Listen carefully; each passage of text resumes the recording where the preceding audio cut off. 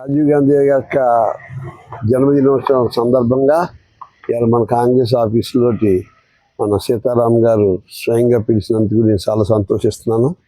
ప్రత్యేకంగా ఆ మహానుభావుడిని గుర్తుంచుకోవాలంటే ఒక మానవత్వం ఉన్న మహానుభావుడు. ఆయన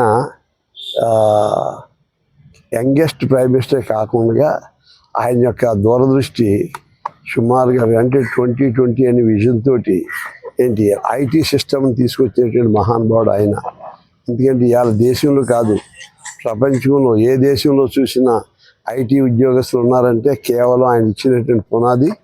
ఇవాళ అమెరికాలో ఎన్ని మైక్రోసాఫ్ట్ కానీ అన్ని రకాల కంపెనీలు కూడా సీఈఓలు ఎవరంటే ఆంధ్రులే, తెలుగోళ్ళే.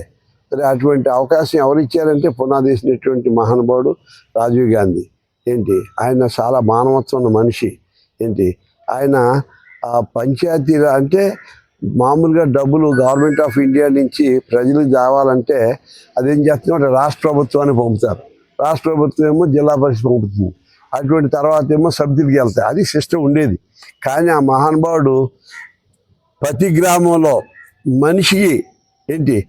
మనిషికి ఎంతమంది ఉన్నారో జనాభా లెక్క ప్రశ్న నేరుగా పంచాయతీ ఆఫీస్ ఇచ్చినటువంటి మహానుభావుడు రాజీవ్ గాంధీ.